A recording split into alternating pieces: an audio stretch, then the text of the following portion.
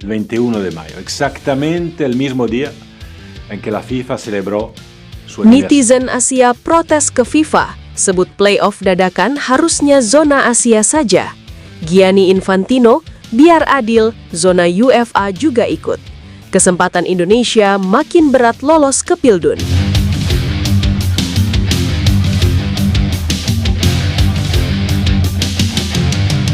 Situasinya makin rumit, dan jujur, makin terasa nggak masuk akal bagi banyak orang.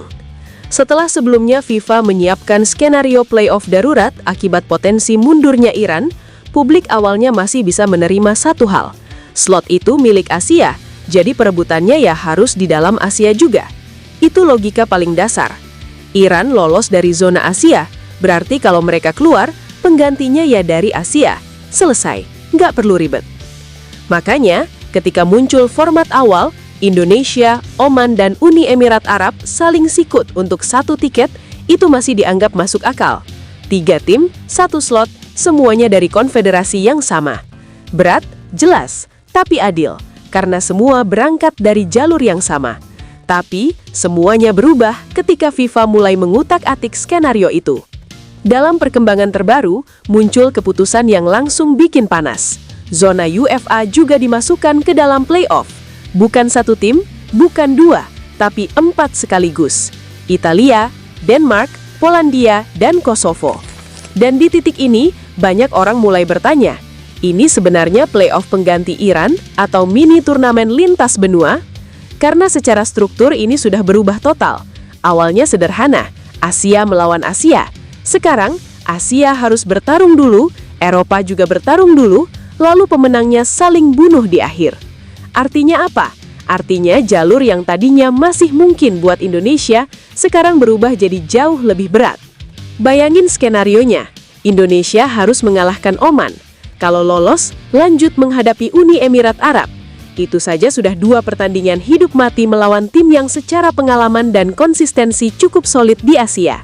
Tapi setelah itu belum selesai, masih ada 1 lapis lagi, menghadapi wakil terbaik dari Eropa. Dan disitulah masalah besarnya. Karena kita nggak sedang bicara tim Eropa biasa. Kita bicara negara seperti Italia, Denmark, Polandia, tim yang terbiasa bermain di level tertinggi, yang setiap edisi selalu jadi ancaman serius. Bahkan Kosovo pun, yang mungkin dianggap underdog, tetap punya kualitas yang nggak bisa diremehkan di level Eropa. Jadi jalurnya sekarang jadi seperti ini. Menang lawan Oman, lanjut, menang lawan Uni EA, lanjut, lawan tim Eropa, baru lolos.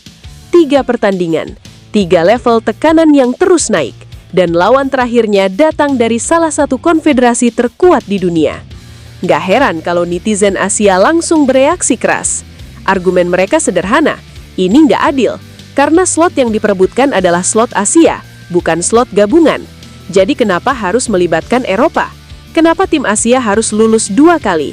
Lulus dari Asia, lalu lulus lagi dari Eropa, hanya untuk mengambil 1 tempat yang seharusnya memang milik mereka. Reaksi ini bukan cuma datang dari Indonesia. Banyak fans sepak bola Asia mulai mempertanyakan keputusan ini. Bahkan ada yang menyebut ini sebagai bentuk double standard. Ketika zona lain kehilangan slot, apakah mereka juga harus menghadapi tim dari konfederasi lain? Atau ini hanya berlaku untuk Asia? Di sisi lain, FIFA melalui Gianni Infantino mencoba meredam situasi dengan narasi keadilan global. Menurutnya, melibatkan UEFA justru membuat kompetisi lebih fair, karena semua tim harus melewati tantangan yang sama beratnya. Secara teori, itu terdengar masuk akal, tapi dalam praktiknya, banyak yang melihat ini sebagai keputusan yang justru memperlebar kesenjangan. Karena realitasnya, kualitas rata-rata tim Eropa masih berada di atas Asia, dan ketika 2 zona ini dipertemukan dalam 1 slot yang sama, maka yang paling dirugikan jelas, tim Asia. Ini bukan lagi soal peluang kecil atau besar, ini soal jalur yang dibuat semakin curam. Buat Indonesia, ini seperti naik tangga yang tiba-tiba ditambah 1 lantai lagi di detik terakhir. Padahal sebelumnya saja sudah sulit. Dan yang bikin situasi ini makin menarik adalah bagaimana mental tim akan diuji. Karena sekarang bukan cuma soal kemampuan bermain, tapi juga soal bagaimana merespons ketidakpastian.